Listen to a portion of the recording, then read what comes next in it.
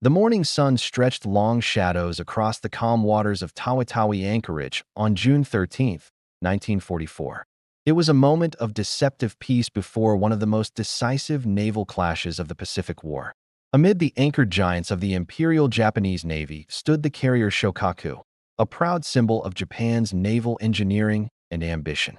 Her 850-foot flight deck had once launched the planes that struck Pearl Harbor 30 months earlier.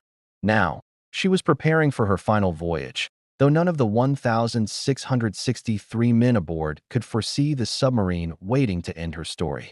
6 days later, Vice Admiral Jisaburo Ozawa watched from the bridge of his flagship as the combined elements of Japan's first mobile fleet began to depart.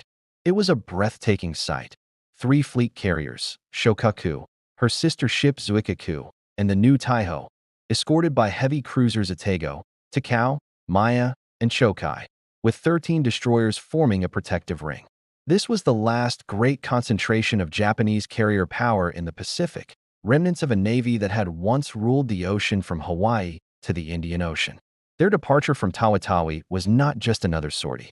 It was a desperate gamble to reverse a war that had turned fatally against Japan since Midway. As anchor chains rattled and massive hulls began to move, thousands of sailors stood at their stations, unaware that within a week, over 1,200 of them would die in the warm waters of the Philippine Sea. The fleet's destination was the Mariana Islands, where American forces had begun their assault on Saipan. The mission, nothing less than the destruction of the U.S. Pacific Fleet's carrier force. By mid-1944, Japan's situation was catastrophic. The empire that had expanded at lightning speed in 1941 and 1942 was collapsing under relentless American pressure. The loss of the Gilberts, the neutralization of Truk, and now the invasion of the Marianas were not just territorial setbacks. They marked the beginning of the endgame. Saipan, in particular, carried enormous weight. Its capture would place U.S.B. 29 superfortresses within striking range of Tokyo, bringing the war to Japan's doorstep for the first time since the Doolittle Raid. Admiral Somu Toyota, commander-in-chief of the combined fleet, understood the stakes. The fall of the Marianas would sever Japan's communication lines with its southern resource zones and expose the home islands to devastating strategic bombing. In response, Toyota launched Operation A-Go, a bold but complex plan that sought to exploit what advantages Japan still had: the longer range of its carrier aircraft, support from land-based airfields, and the Navy's traditional skill in night surface combat. The idea was to strike the American fleet while it was pinned down supporting the Saipan invasion, using a mix of carrier and land-based attacks to overwhelm U.S. defenses. But by 1944, the Imperial Navy was a shadow of the force that had shocked the world at Pearl Harbor. The loss of veteran aviators was its greatest wound. The skilled pilots who had carried out the precise attacks on Pearl Harbor, Darwin, and Colombo were gone, lost in the grinding battles of Midway, the Solomons, and Santa Cruz. Their replacements, rushed through shortened training programs, had fewer than 200 flying hours, barely a quarter of the experience of their American counterparts. Fuel shortages compounded the problem. American submarines had crippled Japan's merchant fleet, cutting off refined oil from the East Indies. Ozawa's ships now ran on raw Terracan crude, pumped straight from Borneo's wells. The heavy, sulfur-laden oil spewed black smoke, fouled boilers, and reduced maximum speed. Below decks, engine crews worked in unbearable heat as toxic fumes filled the compartments. Still, on paper, Ozawa's force was formidable: 9 aircraft carriers with 440 planes, backed by 5 battleships, including the massive Yamato and Musashi, 13 cruisers, and 28 destroyers. Against them stood Admiral Raymond Spruance's Fifth Fleet, with 15 carriers carrying 956 aircraft, 7 battleships, 21 cruisers, and 69 destroyers. The Americans held clear advantages in numbers, radar, pilot skill, and logistics. Yet Ozawa believed clever tactics and surprise could balance the scales. His strategy was deceptively elegant: keep his carriers beyond the range of American aircraft, while striking with his own longer-range planes. Japanese carrier aircraft, stripped of armor and self-sealing fuel tanks to save weight, could attack from 300 miles away, while American planes could reach only about 200. Supporting them were more than 500 land-based aircraft stationed on Guam, Rota, Tinian, and Yap. These planes would launch the first wave, softening the American fleet before the carrier engagement. The combination of land and carrier strikes, Ozawa hoped, would overwhelm even the U.S. Navy's formidable defenses. He divided his fleet into three groups: the Van Force under Vice Admiral Takeo Kurita with light carriers, Force A, which he personally commanded aboard Taiho with Shokaku and Zuikaku, and Force B, under Rear Admiral Takagi Joshima, with the remaining carriers. Facing him, Admiral Spruance's challenge was equally complex. His mission was to protect the amphibious landings on Saipan, but if the opportunity arose, he was also to destroy the Japanese fleet. Intelligence reports hinted at a massive Japanese force approaching from the west, but its exact composition and intent were unclear. Spruance deployed Task Force 58, 4 carrier groups, to the west of the Marianas, forming a wall between the Japanese fleet and the invasion beaches. Beneath the waves, another force was already shaping history. Admiral Charles Lockwood's submarine command had anticipated the Japanese counterattack and positioned a line of submarines across the Philippine Sea. This, in a line, would serve as an early warning net. For submarines, Albacore, Bang, Finback, and Stingray were stationed in precise patrol zones, ready to report any contact. But fate had other plans. A fifth submarine, not part of Lockwood's original formation, would soon achieve one of the war's most remarkable victories. The USS Cavalla, on her maiden patrol, was about to cross paths with destiny. Her commanding officer, Lieutenant Commander Herman Kossler, had orders to patrol east of the Philippines, but shifting circumstances placed his submarine directly in Ozawa's path. Launched from the Electric Boat Company yard in Groton, Connecticut, the Cavalla was a Gato-class fleet submarine, one of 77 vessels that formed the backbone of America's undersea fleet. Commissioned in February 1944 under Kossler, a 36-year-old career officer from Ohio, Cavalla stretched 311 feet long and displaced over 1,500 tons on the surface. Her pressure hull, forged from high-tensile steel, could dive to 400 feet, powered by 4 Fairbanks-Morse diesel engines generating 5,400 horsepower on the surface and 4 electric motors delivering 2,740 when submerged. The Cavalla was a marvel of mid-war American engineering. On the surface, she could make just over 20 knots, and nearly 9 knots submerged. Her range was extraordinary, 11,000 nautical miles cruising at 10 knots. But once underwater, she was limited to just 2 days of silent endurance at 2 knots on battery power. Her punch, however, was what made her lethal. 10 21-inch torpedo tubes, 6 forward, 4 aft, gave her the ability to strike in both directions, with space for 24 torpedoes.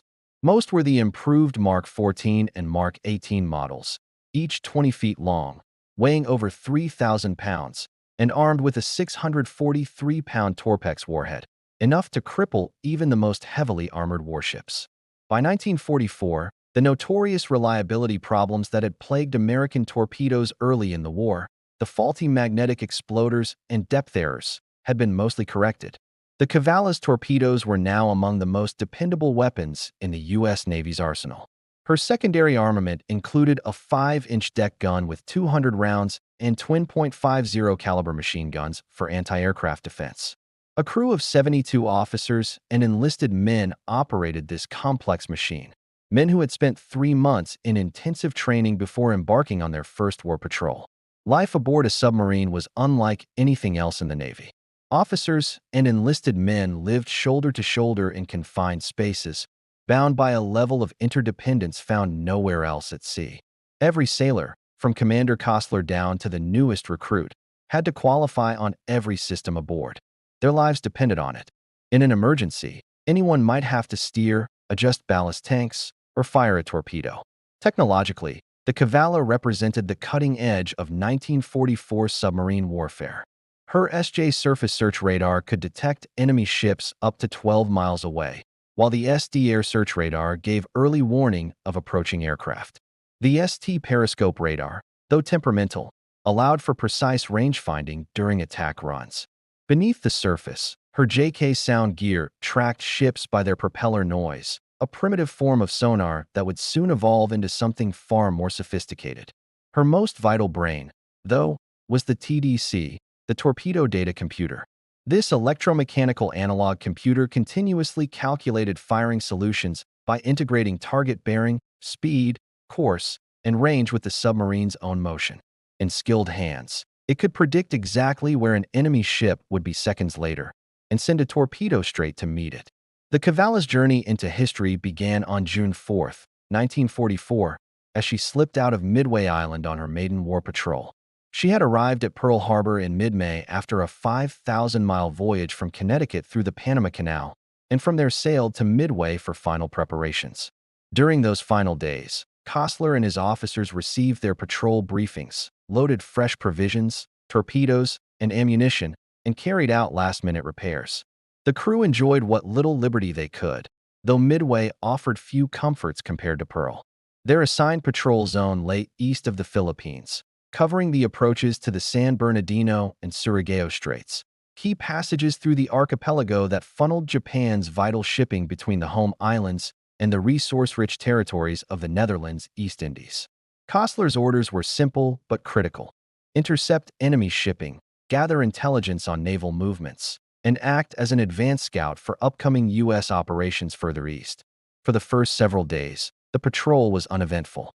The crew settled into the rhythm of life beneath the waves, for hours on watch, ate off, spent sleeping, eating, and maintaining machinery. At night, the submarine ran on the surface, her diesel engines roaring as they charged the Great Battery Banks and pushed her westward. By day, she submerged, creeping silently at 3 knots to avoid detection by enemy aircraft. On June 8th, while transiting near Marcus Island, 1,200 miles southeast of Tokyo, the Cavalla experienced her first strange incident. The officer of the deck felt a jolt and vibration aft, followed by a reddish swirl in the wake. Inspection revealed no damage, and Kossler concluded they had likely struck a small whale. A minor event, but a reminder that the sea itself could be as dangerous as the enemy. By June 14th, as Cavalla neared her patrol area, the weather turned violent. Barometric pressure plummeted, and the sea built to 15-foot waves. Water crashed over the bridge and down the conning tower hatch, flooding compartments and tossing men from their bunks. Dishes shattered in the galley. Seasickness swept through the crew. Kossler attempted to radio Pearl Harbor with a weather report, valuable for planning air operations, but the storm's fury jammed transmissions. After 18 hours of punishment, he ordered the submarine submerged to ride out the tempest in the relative calm beneath the surface. When Cavalla surfaced on June 15th, the skies had cleared and the ocean had settled. Almost immediately, her radio operator intercepted a contact report from the USS Flying Fish, another submarine nearby. Flying Fish had spotted a Japanese task force moving east at high speed, but couldn't close for an attack. The news electrified the crew. Large Japanese fleet units had become rare targets since 1942, and the chance to strike at capital ships was every submariner's dream. Kossler ordered a new course toward the reported contact, pushing his diesels hard despite the rough seas. En route, Cavalla made contact with the USS Pipefish, which was also responding to the sighting. The two submarines coordinated a search plan, spacing 20 miles apart to sweep the likely enemy route. Throughout the night of June 15th to 16th, lookouts scanned the horizon for silhouettes while radar operators swept for returns. By dawn, after covering over 200 miles, they had found nothing. Kossler concluded the enemy had either changed course or increased speed and reluctantly turned back toward his patrol zone. Still, the encounter had energized the crew. They now knew Japanese heavy units were operating nearby, and that meant opportunity. Just before midnight on June 16th, the SJ radar picked up multiple contacts to the southwest, 5 or 6 vessels moving at moderate speed. Kossler rushed to the conning tower. The formation resembled a convoy, 2 large ships, likely tankers or transports, escorted by 3 or 4 destroyers, the kind of target submariners trained for. He ordered battle stations and began his approach. But the Japanese escorts were alert and aggressive, constantly pinging with active sonar and making erratic course changes. Each time Cavalla maneuvered into position, a destroyer turned toward them, forcing Kossler to dive deep and evade.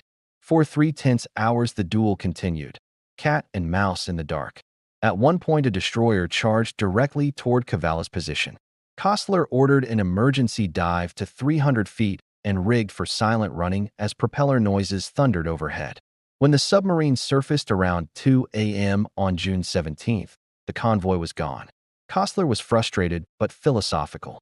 Such was submarine warfare. What he didn't know was that the convoy he'd been stalking consisted of fleet oilers supporting Ozawa's mobile carrier force. Had he managed to sink them, the Japanese fleet's fuel supply would have been crippled before battle was even joined. Sometimes, in war, the missed shots matter as much as the ones that hit. That afternoon, new orders arrived from Commander Submarine Pacific, Admiral Charles Lockwood. Multiple sightings and intercepted communications confirmed it. A major Japanese fleet was on the move. Lockwood was repositioning his submarines for interception, tightening the net for what would soon become one of the Pacific War's most decisive encounters. As orders came through from Command Subpac, USS Cavalla was directed to take position at latitude 13 degrees 0 minutes north, longitude 137 degrees 0 minutes east, roughly 350 miles west of Guam. Commander Kossler plotted the new coordinates and ordered a sharp course change, driving his boat hard through the Pacific swells to reach the intercept point before the expected arrival of the Japanese fleet. At 1945 on June 17th, as Cavalla raced toward her assigned station, the SJ radar operator reported a faint contact bearing 290 degrees, 30,000 yards out. The return flickered in and out with each sweep, right at the limit of the radar's range. Kossler immediately altered course to close the contact and ordered flank speed. As the range decreased, the radar scope began to fill. 2 contacts, then 4, then 7. By 2015, there was no mistaking it. Cavalla had stumbled onto a major Japanese task force. The returns indicated at least 7 large vessels moving at 19 knots on a 0-45-degree course, zigzagging, standard anti-submarine practice. Through careful plotting, Kossler and his exec identified what appeared to be at least 1 aircraft carrier, several battleships or heavy cruisers, and multiple destroyer escorts. This was no merchant convoy. This was a core element of the Imperial Japanese Navy. Kossler now faced one of the most difficult choices in submarine warfare. He was perfectly positioned to strike. A well-aimed spread of torpedoes could cripple or even sink a capital ship. But he also knew the immense strategic value of what he'd found. Admiral Spruance's Fifth Fleet needed to know the composition, course, and speed of this force, and fast. After a brief consultation with his executive officer, Kossler made the harder call. He would forego the attack and surface to send a contact report. Surfacing within radar range of enemy warships defied every instinct of a submarine commander. Yet at 21:45, once the Japanese formation had passed beyond visual sight, Cavalla broke the surface beneath the tropical night. The radio operator transmitted quickly and clearly. Large enemy task force, latitude 13 north, longitude 136 degrees 30 minutes east. Course 045, speed 19 knots. Composition, at least 1 carrier, several battleships or cruisers, multiple destroyers. The message raced across the Pacific to Pearl Harbor and then directly to Admiral Spruance aboard USS Indianapolis. This was the first definitive confirmation of the Japanese carrier fleet's approach. Spruance now knew a decisive engagement was imminent. The Battle of the Philippine Sea had just begun, triggered by Cavalla's signal. After transmitting, Kossler submerged and attempted to regain contact. But even at full submerged power, Cavalla couldn't match the 19-knot speed of the surface ships. By dawn on June 18th, the radar screen was empty. Kossler broke off pursuit and returned to his patrol station. The crew was disappointed. They'd missed an attack.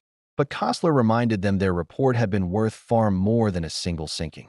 What they didn't know was that Cavalla's greatest moment still lay ahead. Throughout June 18th, the submarine stayed submerged by day, surfacing only at night to charge batteries and copy fleet broadcasts. The airwaves were alive with coded signals as both fleets maneuvered for advantage. Kossler sensed something massive was about to break loose, but had only fragments of the bigger picture. At 3:45 on June 19th, the stillness shattered. A low-flying aircraft roared directly overhead. The officer of the deck barely had time to sound the diving alarm.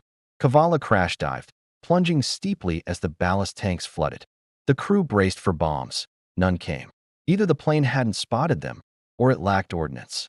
After 30 minutes, Kossler brought the boat back to periscope depth. As dawn broke on June 19th, Cavalla found herself, by sheer coincidence, in an extraordinary position. The shifting movements of both fleets had placed her directly in the path of Vice Admiral Jisaburo Ozawa's main carrier group. Believing his position undiscovered, Ozawa had already launched his first strike toward Admiral Mitcher's carriers at 8:30. Now, as the Japanese planes departed, their carriers turned into the wind to recover fighters and prepare the next wave. At 10:48, Cavalla's sonar operator reported high-speed propellers bearing 070 degree. Kossler raised the periscope for a brief glance and instantly ordered it down. There, against the horizon, rose the pagoda-style masts of Japanese capital ships. Battle stations submerged, he ordered. The crew moved with practiced precision. In the torpedo room, warheads were armed and tubes flooded. The diving officer adjusted trim for depth control. The plotting team worked the TDC, the torpedo data computer, calculating range, speed, and bearing with every flick of Kossler's periscope.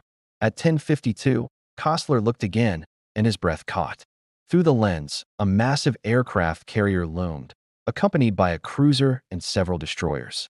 Aircraft circled above as the ship recovered its strike group. The flight deck was crowded with returning planes, wings unfolded. Range, 12,000 yards, still too far for a shot. But the carrier's course would bring it closer and closer. For the next 15 minutes, Cavalla crept into position. Every maneuver was a gamble. The escorts were alert, their sonar pings echoing through the water.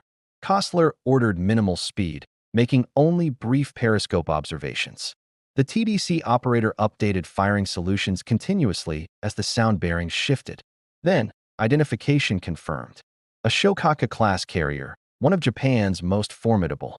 The distinctive island to starboard, the long flight deck, the gun emplacements, unmistakable. At 11:10, Kossler took his final look. Range, 5,000 yards and closing. The angle on the bow, perfect. But a destroyer, Uricase, was crossing ahead, directly into the torpedo track. Wait and risk losing the shot. Or fire now, before the window closed? At 11:18, he made his decision. Fire one. The torpedo left the tube with a heavy thud and hiss of compressed air. Fire two, fire three. At 8-second intervals, 6 torpedoes sped away in a fan spread, each set for a 15-foot depth, shallow enough to strike above the armor belt. Seconds stretched into eternity. Then, the first detonation. A deep, resonant boom rolled through the hull. 8 seconds later, a second, then a third. 3 direct hits. Aboard Shokaku, the alarm came too late. Torpedo wakes sliced through the waves from starboard. Hard right rudder, came the cry. But the first warhead slammed amidships, blowing open frame 145 and flooding boiler room number 3. The second struck forward, igniting aviation fuel tanks and torching aircraft on the hangar deck. The third tore into the forward elevator, jamming it in the raised position and halting all flight operations. Within minutes, Shokaku was a dying giant, listing hard to starboard as seawater poured through gaping wounds and flames raced through her decks. Below decks aboard Shokaku, chaos reigned. Damage control parties fought desperately against flooding in the lower compartments, but the situation was rapidly deteriorating. Aviation gasoline fires had spread through the hangar decks, feeding on ruptured fuel lines. Captain Matsubara Hiroshi, realizing the ship was beginning to list, ordered counterflooding to stabilize her. It worked, but at a terrible price. The carrier's reserve buoyancy vanished, and within minutes of the torpedo strikes, Shokaku slowed to barely 12 knots. The proud veteran of Pearl Harbor was dying. Aboard Cavalla, the jubilation of a successful strike was short-lived. 2 minutes after the torpedoes hit, the first depth charges detonated close astern. Japanese destroyers had either spotted the submarine's periscope or traced the torpedo wakes back to their origin. The hunters were coming. Commander Herman Kossler ordered the boat deep. The hull groaned as Cavalla slipped past 300 feet, nearing her test depth. Depth charges erupted in measured patterns above and around her, shaking the submarine like a toy in a storm. The Japanese escorts were well-trained, one maintaining sonar contact while the other swept in for the attack, dropping charges set at varying depths to form a 3-dimensional kill zone. At 11:35, 6 detonations hammered so close that cork insulation rained from the overhead and light bulbs burst in showers of glass. Kossler ordered silent running. All non-essential machinery was secured. The crew moved in stocking feet, every sound a potential death sentence. The air conditioning was cut off, and within minutes the temperature soared. Sweat streamed down faces as men stood rigid at their stations, breathing shallowly to conserve the thick, stifling air. In the maneuvering room, electricians watched the battery gauges inch downward, silently calculating how long they could endure.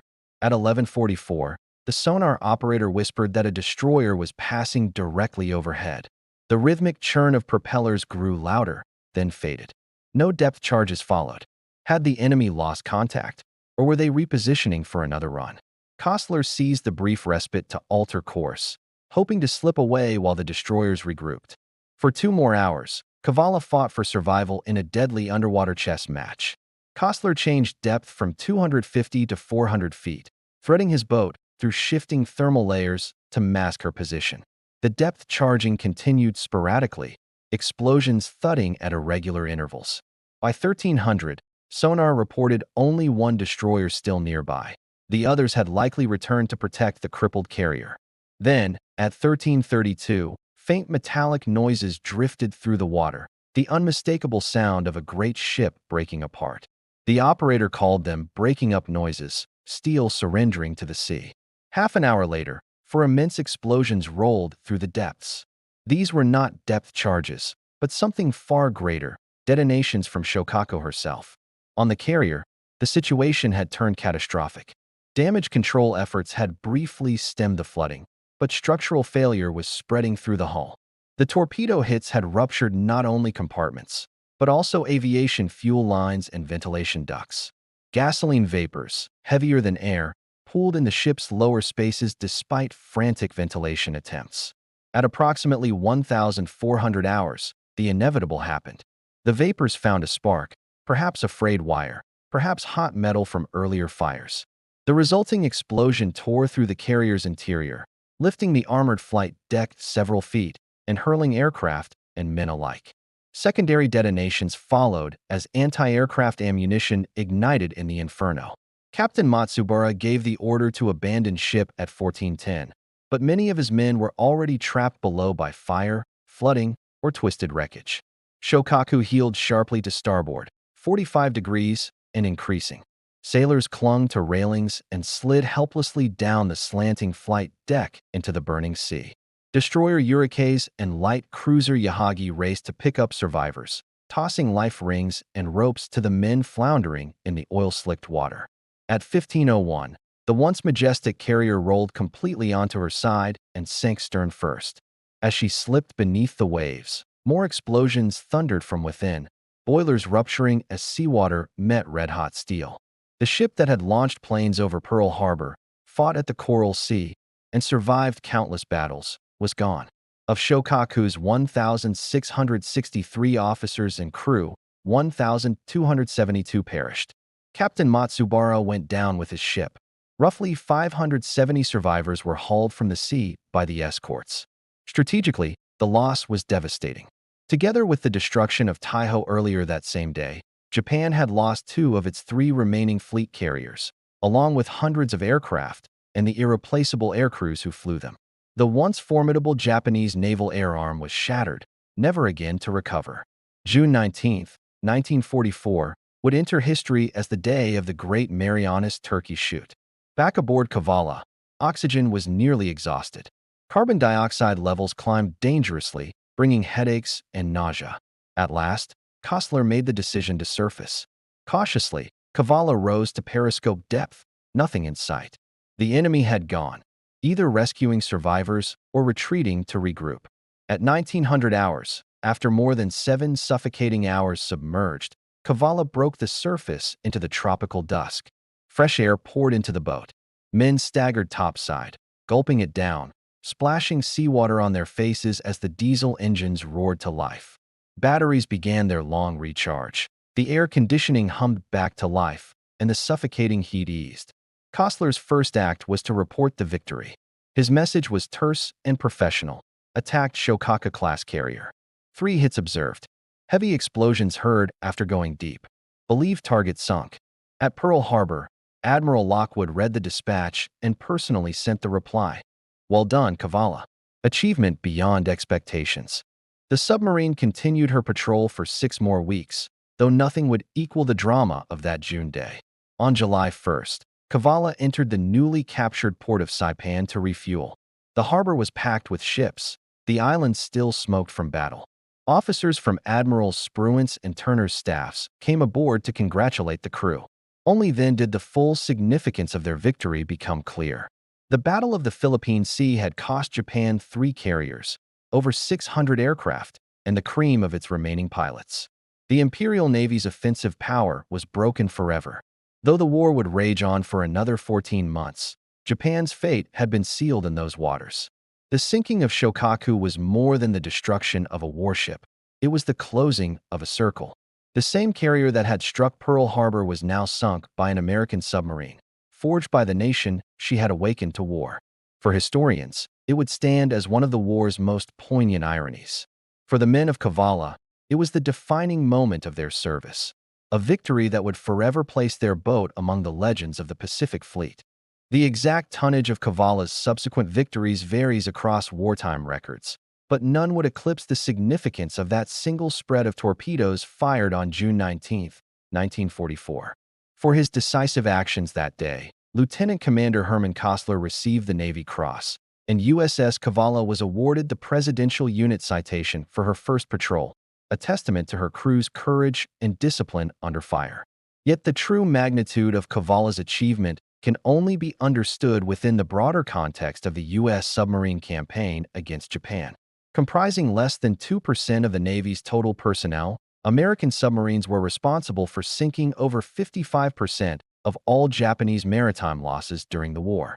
They destroyed 2,011 enemy warships totaling 540,000 tons and 1,113 merchant vessels, adding another 4.9 million tons to Japan's mounting losses. This silent offensive strangled the Japanese Empire, cutting off vital supply lines and isolating its far-flung garrisons. The sinking of capital ships like Shokaku captured headlines, but it was the relentless destruction of merchant shipping that ultimately brought Japan's war machine to its knees. Still, Cavalla's attack stood apart, not only for its dramatic impact, but for the tactical and strategic lessons it inspired. Kossler's decision to report the enemy task force before attacking became a model of strategic discipline, proof that submarines could serve as the fleet's eyes as well as its sword. His methodical patience during the approach, limiting himself to just 3 periscope observations, became a textbook case in fire control precision. And the boat's survival under one of the most sustained depth-charge attacks of the war validated the U.S. Navy's submarine design and training beyond all doubt. Post-war analysis revealed intriguing discrepancies. While Kossler reported 3 confirmed hits, several Japanese survivors insisted that 4 torpedoes struck home. Japanese records claimed that 105 depth charges were dropped during the counterattack, with 56 detonating close to Cavalla's position. The exact cause of Shokaku's final explosions remains debated. Some blame vaporized aviation fuel, others point to detonating ammunition magazines. But the result is beyond question. Cavalla's torpedoes, combined with USS Albacore's earlier attack on Taiho, eliminated 2/3 of Admiral Ozawa's carrier force in a single day. Yet beneath the statistics lies a deeper human cost. The 1,272 sailors who perished aboard Shokaku were not fanatics or war criminals, but professional seamen doing their duty. Many were teenagers, barely trained. Others were veterans who had served since the carrier's commissioning. Their loss, multiplied over 1,000-fold, remains a somber reminder of war's human toll. Shokaku's wreck has never been found. Unlike many other major warships of the Pacific War, her final resting place remains hidden somewhere in the deep Philippine Sea, her hull likely shattered by the massive internal blasts that sealed her fate. For the families of those who went down with her, the absence of a grave site endures as a quiet grief. Cavalla, however, survived the war. She served proudly until 1969, later earning designation as a National Historic Landmark in 1982. Today she rests at Seawolf Park in Galveston, Texas, preserved as a living monument to the silent service. Visitors can still walk her narrow passageways, look through the same periscope that Kossler used to target Shokaku, and stand within the control room where decisions of life and death were made in seconds. The strategic consequences of Cavalla's patrol rippled far beyond that single engagement. The destruction of Japan's carrier aviation opened the door to the liberation of the Philippines, the invasion of Iwo Jima and Okinawa, and the eventual plan for Japan's home islands, a plan rendered unnecessary by surrender after the atomic bombings. Naval supremacy, established in June 1944, made victory inevitable. In the grand sweep of World War II, the sinking of Shokaku by Cavalla stands as a perfect microcosm of the Pacific War's transformation.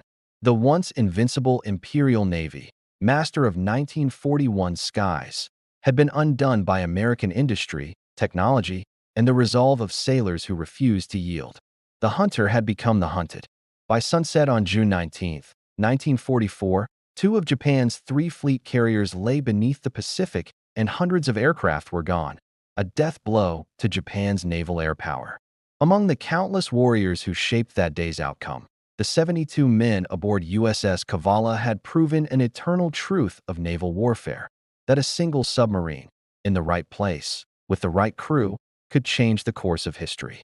Their story endures as a testament to the submariner's creed: we sink them, regardless. In his later memoirs, Herman Kossler reflected that the attack on Shokaku was both a culmination of training and a matter of timing. But as Admiral Chester Nimitz once observed, luck is often the reward of those prepared to seize opportunity. Cavalla was prepared. The opportunity came, and with 6 torpedoes fired into the heart of the Imperial Navy, she wrote her name forever into the annals of the silent service, not with ink, but with fire beneath the sea.